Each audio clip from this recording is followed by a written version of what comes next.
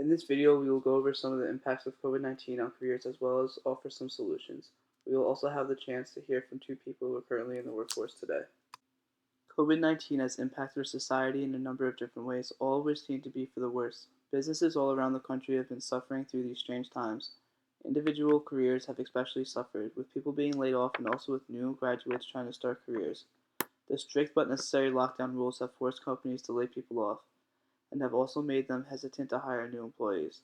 Businesses seem eager to reopen their doors and kickstart our nation's economy. The fear of new cases occurring is slowing this process down. The only solution that will 100% get things back to normal and bring back careers is to find a vaccine for the virus. Almost every industry of the workforce has been crippled by the COVID-19 pandemic. Unemployment rates have skyrocketed since the start of our nation's lockdown protocols in March. In the first 5 weeks of the pandemic, Florida, Georgia, Michigan, New York, Pennsylvania, and Texas all reported over 1 million residents filing for unemployment. Job losses are spread out among different industries. In mid-March, reports of job loss came from food services, entertainment, and accommodations. The loss of jobs significantly slowed down consumer spending, leading to job losses in retail, business services, manufacturing, and non-essential healthcare workers. The graduating class of 2020 faces many uncertainties entering a workforce in shambles as a result of the recent pandemic. Many graduating seniors have even had their job offers revoked. Due to no fault of their own, many companies do not have the means to take on new employees. Most are struggling to keep their existing employees paid.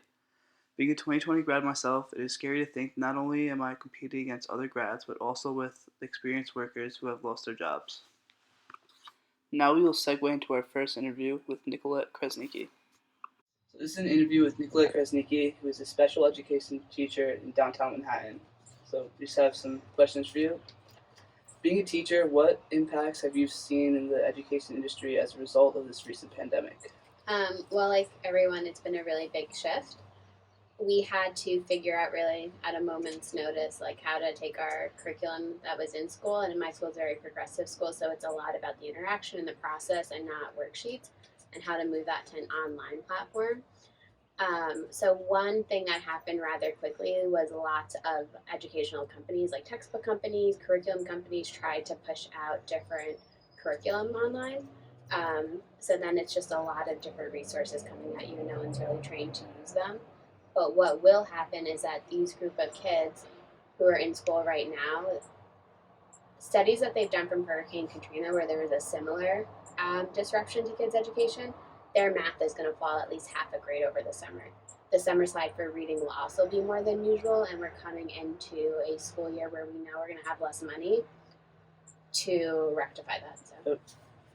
So how have the careers of teachers been impacted by the pandemic? Well, our budgets have been cut. We actually don't even know our budget yet for next year, which makes planning rather difficult. But what will most likely happen across the city is teachers are going to be accessed or possibly even let go. When you're accessed from a school, it means the Department of Ed still pays you, but then they just place you at different schools. So not only are we going to have kids who are behind, but we won't have resources like intervention teachers, reading specialists, math specialists to help us. So that being said, you don't think in the near future there's going to be a lot of new teachers hired in the industry? From what we have heard, and I actually don't know if it's official, but there's a hiring freeze. There's going to be lots of teachers accessed from schools, and they have to be hired before other people are. So what solutions or actions can be taken, in your opinion, to help these problems? Well, you have to invest in education, and it is always, when budgets come out, we are always the ones impacted. A few years ago, it's interesting, you're graduating at a time where economically it's not great, and when I graduated, it was the same thing. When I graduated college, the Department of Ed had been on hiring fees. They had years without a contract with the city, and the firefighters and police departments were in a similar situation, but they got their back pay and all their bonuses right away, mostly in one lump, whereas we years later are still getting payments from that. They have to invest in education, and you have to invest in communities. What's happening now is parents who are able to are leaving the city. So then that's going to even just further the inequity of education that students in New York City receive, which is already one of the most segregated districts in the country. All right, thank you. Mm-hmm. Now we'll hear from Mike Kresnicki, who's a construction contractor in Manhattan. Alright, this is Mike Kresnicki. He's a construction contractor in Manhattan. I'm going to ask him some questions. So, as a business owner, how has the COVID-19 impacted you? Well, not business, the construction business, when it started, we had a lot of jobs that were going on that we had to stop. So it was pretty hard because now that it's starting to open up last week as phase two, it's a little hard to get into because everybody wants their work done and still, the workers are not afraid to come in still. So it's not been easy. So, how have careers been impacted in the business industry? Careers have been impacted tremendously. I mean, a lot of people have lost their jobs, lost everything because, especially small business owners, they have high rents and they live week to week, basically, depending on, their income is making the business. And now, even today that it's open, they're not making the money to pay those high rents, especially in Manhattan. So, what are some solutions you think will help these problems? Well, to help them a little bit would be if everybody needs to really get with the program themselves and not make this to be, like a political thing. I think everybody should just get on page and say, hey, listen, let's all put our masks on, gloves on, let's get out there and work. It's not going to be the same as it was before this happened, but it'll help it a lot more than staying home. And if the epidemic gets worse, that's where we're going to end up.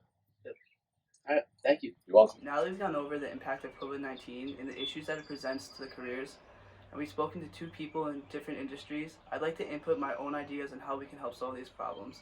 I think colleges and companies need to think hard on when they plan on reopening, because a premature reopening could be detrimental to the problem at hand and just prolong the lockdown regulations. I believe that the only way to completely beat this is to wait for a vaccine and stay in lockdown and social distancing until that happens. That doesn't solve the problem of unemployment and college grads finding jobs. So, as testing becomes more readily available to the public, I think people need to be tested before interviews, before coming back to work, and maybe do monthly testing. Because just because you're tested once won't prove and won't be accurate that you won't get it again. Also, I think we need to follow the regulations that lockdown has and social distancing has set out for us. If you're going out in public, wear a mask, wear your gloves, try to stay 6 feet away. And I think if we follow these guidelines, we can get back to the somewhat normal everyday life and get our workforce and our nation's economy back on track. The FDA announced that they are moving forward with allowing self-administered swabs for the use of collecting samples of COVID-19 for testing. Self-administered tests will make it easier for companies to reopen knowing that their employees are safe and healthy. These tests and following the guidelines of social distancing will help ensure that we get back on track soon. Thank you for watching.